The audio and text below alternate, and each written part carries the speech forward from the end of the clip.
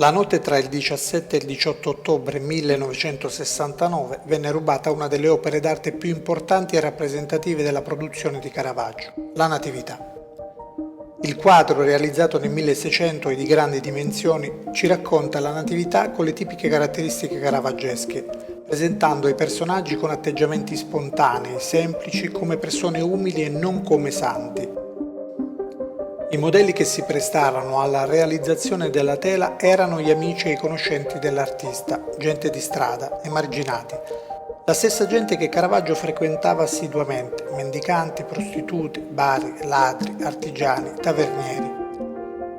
Le espressioni dei volti, le posture, i panneggi, i chiaroscuri netti, lo sfondo scuro ci presentano un Caravaggio nel pieno della sua maturità artistica. Il quadro, che era collocato sull'altare maggiore, fu trafugato dall'oratorio San Lorenzo di Palermo, che era completamente privo di qualunque sistema d'allarme. Per i ladri fu uno scherzo entrare, prelevare il quadro dal suo alloggiamento, tagliare la tela ai lati, arrotolarla, uscire e sparire senza lasciare nessuna traccia. Pare ormai accertato che i mandanti del furto furono i vertici di Cosa Nostra. Ma a quale scopo rubare un dipinto che ha un valore stimato di 40 milioni di euro e difficilissimo da vendere? Forse era destinato ad abbellire il salone di un boss. È più plausibile ipotizzare che il quadro venne messo in vendita ma che nessun ricchissimo acquirente se la sentì di comprarlo, vista l'importanza storica dell'opera. Diversi pentiti di mafia nel corso degli anni si sono pronunciati in merito alla questione e, come spesso accade in questi casi, molte delle affermazioni fatte risultarono infondate.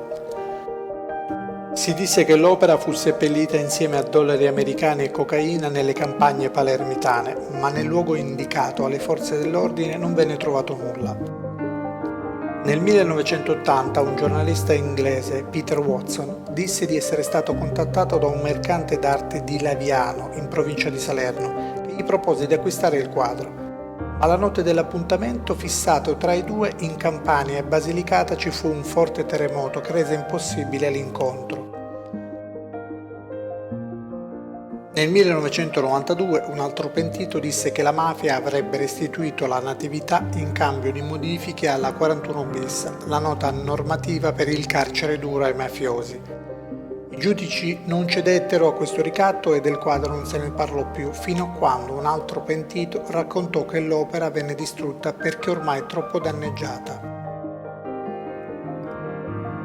Non era vero, perché da indagini successive si scoprì che il quadro distrutto era un'altra opera rubata del pittore Vincenzo di Pavia.